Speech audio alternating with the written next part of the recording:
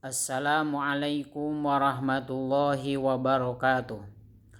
Alhamdulillah wassalatu wassalamu ala rasulillah Muhammad ibn Abdillah.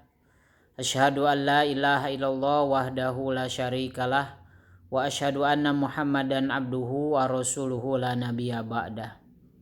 Puji dan syukur kita panjatkan kedat Yang Maha Gopur, sholawat dan salam semoga dilimpahkan atas baginda kita Habibana wa Nabiyana Muhammad sallallahu alaihi wasallam. Hadirin rahimakumullah, kita mengkaji kitab Wasiyatul Mustafa, wasiatnya baginda Rasulullah sallallahu alaihi wasallam kepada Sayyidina Ali. Walaupun di sini wasiatnya Rasulullah kepada Sayyidina Ali, akan tetapi sesungguhnya ini adalah wasiatnya Rasulullah bagi kita semuanya umatnya. Apa yang harus kita lakukan dalam rangka mencapai kebahagiaan hidup di dunia dan di akhirat. Bismillahirrahmanirrahim. Segala puji bagi Allah, Tuhan semesta alam, Allah yang maha pengasih, Allah yang maha penyayang bagi seluruh hambanya. Allah telah memberikan nikmat dan karunia kepada kita semuanya, baik nikmat yang kita rasakan atau bahkan nikmat yang tidak kita rasakan. Nikmat yang sungguh sangat luar biasa yang Allah berikan kepada kita. Nikmat yang tidak akan bisa kita hitung berapa banyak nikmat itu. Bagi kita umat Islam, bagaimana kita menyikapi nikmat yang telah Allah berikan itu, yaitu kita harus mensyukurinya dengan cara kita sorpuni ambi jami'i ma'an amallahu fima yardha, menggunakan semua nikmat yang telah Allah berikan kepada kita dipakai untuk mengabdi dan beribadah kepadanya. Alhamdulillahirabbil alamin. Segala puji bagi Allah Tuhan semesta alam. Wassalatu wassalamu ala sayyidina Muhammad. Salawat dan salam kepada junjungan kita Nabi Muhammad, wa ala alihi kepada keluarganya, wa sahbihi kepada sahabatnya ajma'ina kepada semuanya. Hadirin rahimakumullah, bahwa sholawat yang kita bacakan untuk baginda kita Rasulullah SAW bernilai sangat luar biasa, dan pahalanya akan kembali kepada orang yang membacanya. Sholawat luar biasa bukan hanya sekedar kita sebagai manusia yang melakukannya, akan tetapi juga malaikat, bahkan Allah. Allah memerintahkan kepada kita untuk membaca sholawat, tapi juga Allah melaksanakan sholawat itu. Innallaha wa malaikatahu yusholluna 'alan nabi ya ayyuhalladzina amanu shollu 'alaihi wa sallimu taslima. Allah memberikan nikmat dan karunia kepada baginda kita Rasulullah sallallahu alaihi wasallam. Malaikat memohon istighfar, memohon ampun untuk baginda Nabi sallallahu alaihi wasallam, dan kita bersolawat kepadanya. Wa ba'du, setelahnya kita membacakan solawat, puji, syukur kita kepada Allah Subhanahu wa taala dan solawat kepada baginda Rasulullah sallallahu alaihi wasallam. Fahadihi wasiyatul Mustafa. Ini adalah wasiatnya Kangjeng Rasulullah sallallahu alaihi wasallam li Ali bin Abi Thalib. Wasiatnya kepada Sayyidina Ali bin Abi Thalib. Kata Rasulullah di wasiat yang pertama, da'ani Rasulullah sallallahu alaihi wasallam. Sayyidina Ali berkata, telah memanggil kepadaku Rasulullah sallallahu alaihi wasallam, fakholautu ma'ahu fi manjilihi. Maka saya berduaan bersama Rasul di rumahnya. Faqolali, Sayyidina Ali berkata, Rasulullah SAW berkata kepadaku, ya Ali, hai Ali, anta minni bimanjilati Harun min Musa. Engkau bagiku seperti halnya seolah-olah Nabi Harun, ya, dengan Nabi Musa alaihissalam. Ghairu annahu la nabiyya ba'di, tidak ada lagi nabi setelahku. Inni usikal yauma biwasiyatin, saya berwasiat kepadamu, kata Nabi, biwasiatin, dengan satu wasiat, in anta hafiddaha, apabila engkau menjaga wasiat itu, ista hamidan, maka engkau akan hidup dalam keadaan terpuji. Au mutta syahidan, atau ketika pun engkau mati akan mati dalam keadaan syahid. Wa ba'asakallahu yaumal qiyamah faqihan aliman, dan Allah akan mengutusmu pada hari kiamat menjadi ahli fikih dan ahli ilmu. Kata Rasulullah SAW, ya Ali, hai Ali, man akalal halal, siapa orang yang memakan yang halal, sofa dinuhu, maka akan bersih agamanya. Waraqqa qalbuhu, dan dia akan lembut hatinya. Walam yakun li da'watihi hijabun, bahkan doanya tidak akan terhalang. Hadirin jamaah rahimakumullah, wasiat Rasulullah SAW kepada Sayyidina Ali yang pertama adalah tentang makanan. Kenapa tentang makanan? Makanan tentu masuk juga minuman. Karena makanan, minuman menjadi konsumsi tubuh kita. Yang tubuh kita ini menjadi kuat, bisa beraktivitas karena makanan dan minuman itu. Sehingga di hadis lain baginda Rasulullah SAW menyatakan bahwa makanan itu akan menjadi seseorang itu baik atau tidak dengan makanan itu. Makanan yang halal akan menjadi orang yang mengkonsumsinya, dia melakukan sesuatu yang baik. Tapi dengan makanan yang haram, maka orang yang mengkonsumsinya pun tidak akan jauh dari melakukan yang haram. Na'udzubillah. Maka penting sekali makanan dan minuman yang kita makan, yang kita konsumsi harus betul-betul yang halal. Tidak boleh asal kita makan.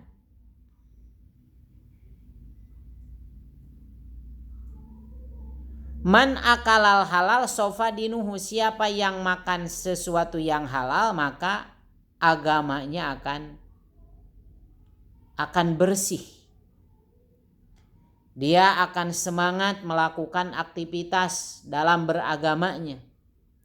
Dia akan semangat dalam beribadahnya. Karena makanan yang dia makan, minuman yang dia minum adalah yang halal. Waraqqa qalbuhu, kemudian hatinya juga akan lembut. Orang yang selalu makan yang halal, minum yang halal, maka hatinya akan lembut. Berarti kebalikannya, orang yang mengkonsumsi sesuatu yang haram, maka hatinya akan rusak, akan sakit. Walam yakun li da'wati hijabun, bahkan orang yang makan makanan yang halal, minuman yang halal, maka doanya itu tidak akan dihalangi. Artinya doanya insya Allah akan mustajab. Nah, jadi ini dari makanan dan minuman. Maka dari itu, dari ini sekalian, mari kita terus mengkonsumsi makanan yang halal, minuman yang halal. Karena itu akan berpengaruh kepada agama kita, akan berpengaruh kepada hati kita, bahkan akan berpengaruh terhadap doa yang kita pinta kepada Allah Subhanahu wa ta'ala. Kemudian berikutnya wasiat Rasulullah SAW, ya Ali, hai Ali, man akala subuhat istabaha alaihi dinuhu.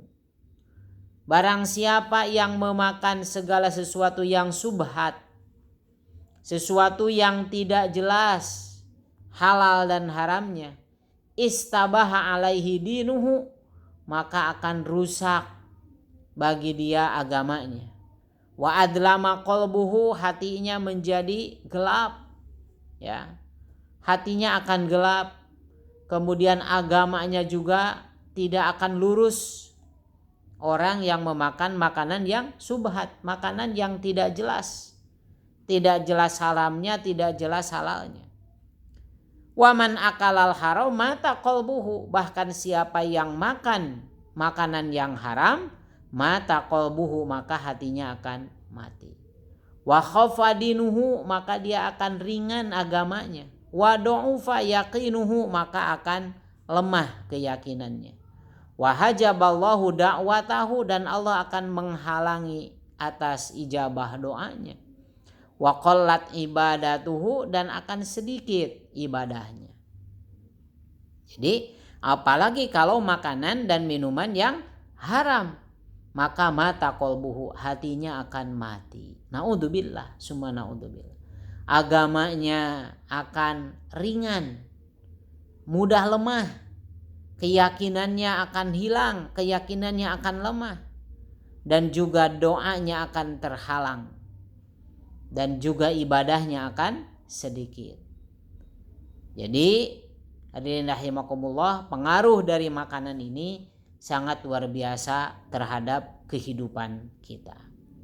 Baik ataupun tidaknya, itu bisa dipengaruhi oleh baik dan tidaknya makanan minuman yang kita konsumsi. Maka dari itu tentu dalam kehidupan kita sehari-hari, ya, makanan, minuman, makanan yang kita makan, minuman yang kita minum harus betul-betul yakin bahwa itu halal 100%. Kemudian berikutnya hadirin rahimakumullah, ya Ali, hai Ali, idza ghadiballahu ala ahadin, apabila Allah bendu, apabila Allah tidak senang kepada seseorang, razaqahullahu malan, Allah memberikan rizki, Allah memberikan harta haraman yang haram. Fa idastadda ghadabuhu, dan apabila Allah sangat benci kepadanya, alaihi kepadanya, waqala bihi syaitanan, maka Allah memasrahkan kepada dia, ya, kepada satu setan, yubarikulahu, yang menambah kepada dia hartanya, wayashabuhu, kemudian dia dibarengi oleh setan, wayusgiluhu bid dunya, dia akan sibuk dengan kehidupan dunianya, aniddin, daripada agamanya, wayusahilu lahu umura dunyahu, bahkan Allah akan memudahkan baginya urusan dunianya. Wa yaqulullahu, wa yaqulu, setan berbicara, Allahu ghafur, Allah maha pengampun, rahim, maha pengasih. Ini harus hati-hati dan rahimakumullah. Kata Rasulullah kepada Sayyidina Ali, wahai Ali, apabila Allah bendu, apabila Allah tidak senang kepada seseorang, maka Allah akan memberikan harta yang haram kepada orang itu. Jadi harta diberi oleh Allah, walaupun Allah tidak senang kepada orang itu, tapi hartanya harta yang haram. Maka jangan aneh dan kita jangan sakit hati ketika ada orang-orang kafir, orang-orang Yahudi, orang-orang Nasrani, tapi kok hartanya banyak. Bukan berarti Allah senang kepada orang itu, tapi justru Allah tidak senang. Justru Allah marah kepada orang itu sehingga dia diberikan harta yang haram. Bahkan faidastadda ghadabuhu alaihi waqala bi syaiton. Apabila Allah, ya, semakin bendu, semakin benci kepada orang itu, maka Allah memberi kekuasaan kepada setan, yubarikullahu fihi wa yasabu wa yusgiluhu bid dunya aniddin. Bahkan Allah memberikan kemampuan, kekuatan kepada setan untuk membantu dia supaya dia semakin banyak hartanya. Akan tetapi harta yang banyak itu didapatkan dengan cara yang haram. Bahkan dia akan sibuk dengan urusan dunianya dari pagi sampai siang sampai malam. Dia ini sibuk dengan urusan dunianya. Sibuk dengan urusan bisnisnya. Tidak ingat dia kepada Allah lagi. Yang dia ingat bagaimana supaya hartanya semakin bertambah. Bagaimana supaya bisnisnya semakin bertambah. Naudzubillah. Wa yusakhilu lahu umuri dunya. Bahkan urusan dunianya akan dipermudah. Mudah urusan dunianya itu. Cari uangnya mudah banget. Hati-hati. Ya, itu cara Allah tidak senang kepada seseorang ya, yang tadi diberikan kemampuan setan untuk membantu dia. Akhirnya dia gampang dalam urusan dunianya, mudah dalam mencari hartanya, ya, mudah dalam bisnisnya, tapi justru kemudahan itu diberikan oleh Allah bukan karena Allah senang kepada orang itu. Justru Allah ingin menghinakan orang itu. Bahkan setan ngobrol kepada dia apa? Allah Ghafurur Rahim. Tenang katanya, sok aja, semangat terus usaha. Ya, tidak usah ingat kepada Allah. Allah mah Ghafurur Rahim. Allah mah Maha mengampuni, Allah mah Maha penyayang. Nah, inilah kita harus hati-hati. Hadirin rahimakumullah. Ya Ali, hai Ali, kemudian berikutnya masa faro ahadun. Tidaklah berangkat seseorang toliban untuk mencari sesuatu al-harama yang haram. Masian kemudian dia berjalan illa kana syaiton qarinahu, kecuali dibarengi dengan setan. Hati-hati. Tidaklah seseorang ya berjalan untuk mencari sesuatu yang haram kecuali setan menyertainya. Jadi ketika orang berjalan kepada satu jalan maksiat, maka setan terus membarengi dia. Setan terus bareng dengan dia kemanapun dia pergi. Wala rokiban illa kana rodifahu, dan tidaklah dia naik kendaraan kecuali setan pun mengikutinya. Ya. Wala jama'a ahadun malan haraman, dan tidaklah seseorang mengumpulkan harta yang haram, ya, harta yang haram, illa akalahu syaiton, kecuali setan memakannya. Wala nasiya ahadun ismallahi ta'ala, dan tidaklah lupa seseorang atas nama Allah subhanahu wa ta'ala indal jima, ketika dia jima, illa syarakahu syaiton fi waladi, kecuali dia dibarengi oleh setan untuk anaknya itu, anak nanti yang dilahirkannya. Na'udzubillah summa na'udzubillah. Wadhalika qauluhu ta'ala, maka itulah sesuai dengan apa yang Allah sampaikan, wasyarikhum fil amwali wal aulad wa iduhu. Wasyarikhum, dan kalian membarengi mereka fil amwal, pada harta-harta, wal aulad, dan anak-anak mereka, wa'idhum, dan engkau menjanjikan kepada mereka. Jadi setan selalu menyertai orang yang melakukan apapun ketika dasarnya nafsu, ketika dasarnya bukan karena Allah, ketika dasarnya sesuatu yang haram. Ya Ali, hai Ali, la yakbalullahu ta'ala sholatan bila wudu'in. Allah tidak akan menerima sholat bila wudu'in, dengan tanpa wudu. Wala sodaqotan, dan Allah tidak akan menerima sedekah minal haram, dari barang yang haram.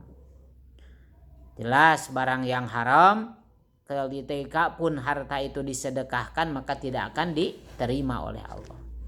Ya Ali, hai Ali, la yazalul mu'min, tidaklah berhenti seorang mukmin fi ziyadati fi dinihi, fi ziyadatin, tambah fi dinihi, pada agamanya, malam yakulil haram, selagi dia memakan barang yang haram. La yazalul mu'min fi ziyadatin fi dinihi malam yakulil haram. Jadi seseorang mukmin tidak akan bertambah ilmu agamanya selama dia masih mengkonsumsi barang yang haram. Wa man faraqal ulama,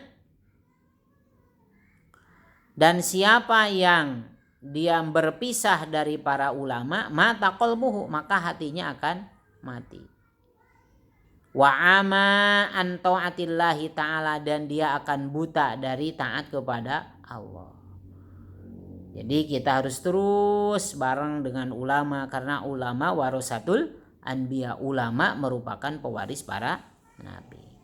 Ya Ali, hai Ali, man qara al-Qur'an, siapa yang membaca Al-Qur'an, walam yuhilla halalahu, dan dia tidak menghalalkan apa yang telah dihalalkan dalam Al-Qur'an, walam yuhrim haramahu, dan dia tidak mengharamkan apa yang diharamkan dalam Al-Qur'an, kana minal ladina, maka dia termasuk orang-orang nabadu kitab Allah, termasuk orang yang membuang kitab Allah, wara'a zuhurihim, di belakang-belakang mereka. Jadi ketika kita baca Quran tidak hanya sekedar dibaca, tapi bagaimana Al-Quran kita ambil pelajaran, apa yang halal menurut Al-Quran kita ikuti, apa yang haram menurut Al-Quran kita jauhi, sehingga Al-Quran tidak hanya sekedar dibaca, tapi bagaimana ajaran-ajaran Quran bisa kita laksanakan dalam kehidupan sehari-hari. Nah, inilah hadirin rahimakumullah pembuka dari kitab Wasiatul Mustafa, wasiatnya baginda Rasulullah SAW kepada Sayyidina Ali, yang sesungguhnya wasiat ini tentu bukan hanya sekedar untuk Sayyidina Ali, tapi juga untuk kita selaku hambanya, selaku umatnya yang ingin meraih kebahagiaan hidup di dunia wal akhirah, bahagia hidup di dunia dan di akhirat. Mudah-mudahan. Wallahu a'lam bishawab. Wallahu muwaffiq ila aqwamit thoriq. Wassalamualaikum warahmatullahi taala wabarakatuh.